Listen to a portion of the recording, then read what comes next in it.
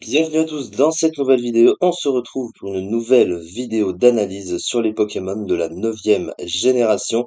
Et dans cette vidéo, nous allons parler de Forgelina, l'évolution finale, puisqu'il y a deux passages à ça, deux formes intermédiaires. Forgella au milieu et Forgerette au début. Alors, Forgelina qui possède un double type assez rare en stratégie, mais assez intéressant, qui est le double type Fée Acier. Fée Acier que l'on connaît avec Magearna notamment, mais il y a également Misdibule qui a obtenu ce double type à partir de la 6e génération. Et le double type Acier et Fée en stratégie, c'est un type qui est très bon. Déjà surtout défensivement, on peut même le qualifier d'un des meilleurs double types défensifs du jeu. Puisque, eh bien, fait et acier défensivement, ça va très bien ensemble, hein. Le type acier, en même temps de base, c'est le meilleur type défensif du jeu, évidemment.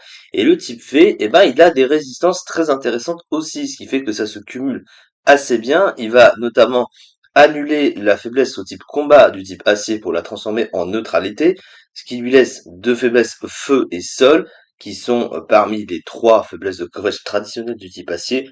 Mais à côté, eh bien, 8 résistances plus une double résistance et 2 immunités, ce qui est vraiment énorme. Donc on pourrait partir de deux petites faiblesses.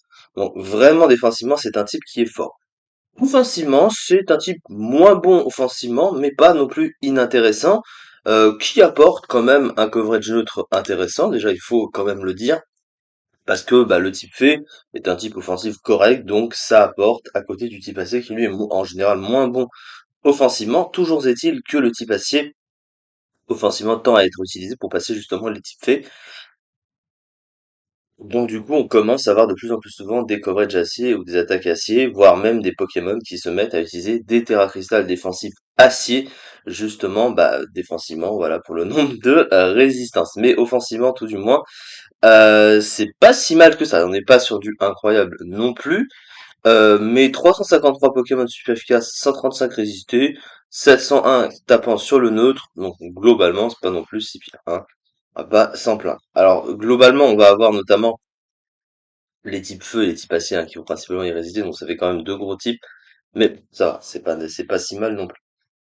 Alors, les trois talents du Pokémon. Le premier talent, c'est Brise-Moule. Brise-Moule qui ignore l'effet tout simplement d'un talent sur une capacité que vous utilisez. Ce qui fait que si vous vous setup et que l'adversaire a par exemple, je sais pas, inconscient, bah, vous tapez en ignorant inconscient qui de base ignore les boosts de stats que vous faites.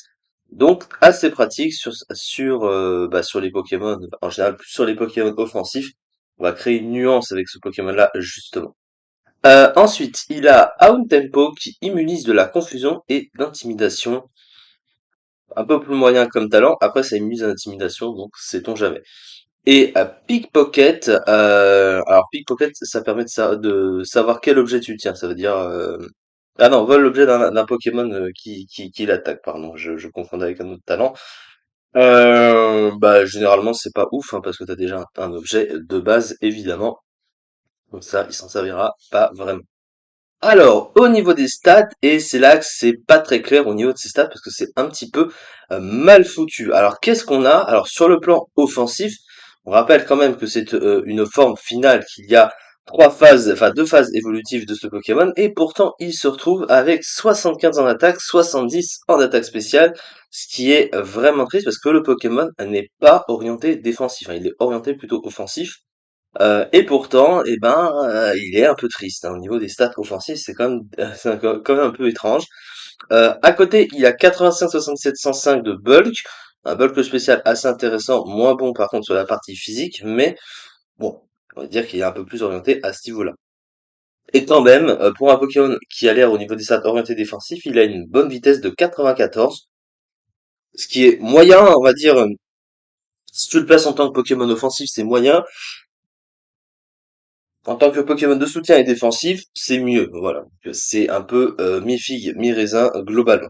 Alors, sur le plan du move pool, il a tout d'abord, on va parler de sa capacité signature qui s'appelle Gigaton Hammer, marteau master en français. C'est 160 de puissance, oui, vous avez bien entendu, et 100% de précision.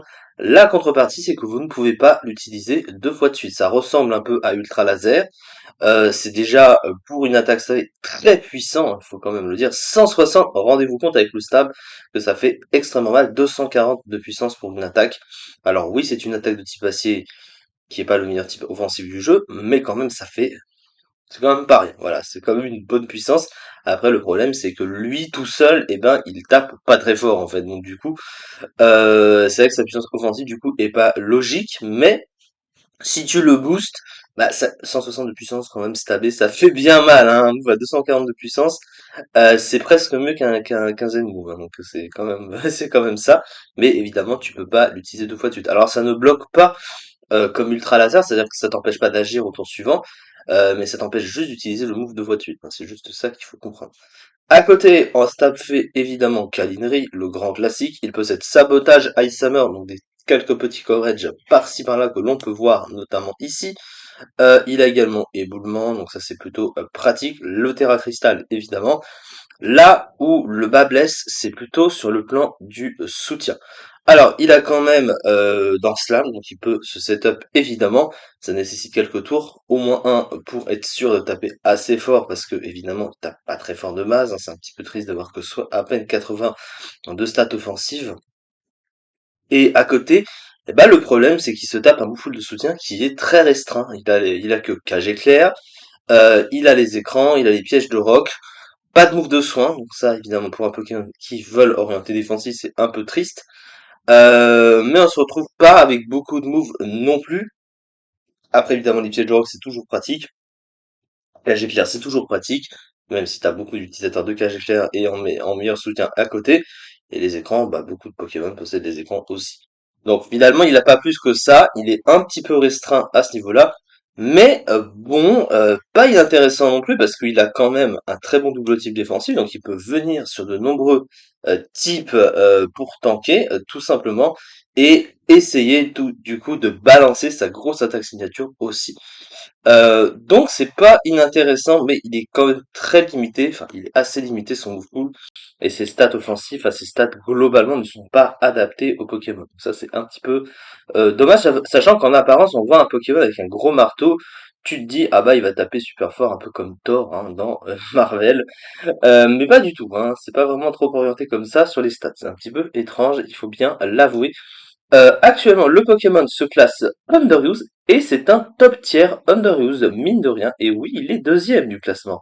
Avec plus de 36% des usages, c'est un Pokémon très utilisé en Underuse, donc quand même, il faut le dire. Hein, voilà, c'est un Pokémon très fort en Underuse parce que mine de rien, son double type est quand même très fort. Hein, c'est un double type très rare et il a quand même son potentiel. Ce Pokémon, il est capable de venir sur beaucoup de choses.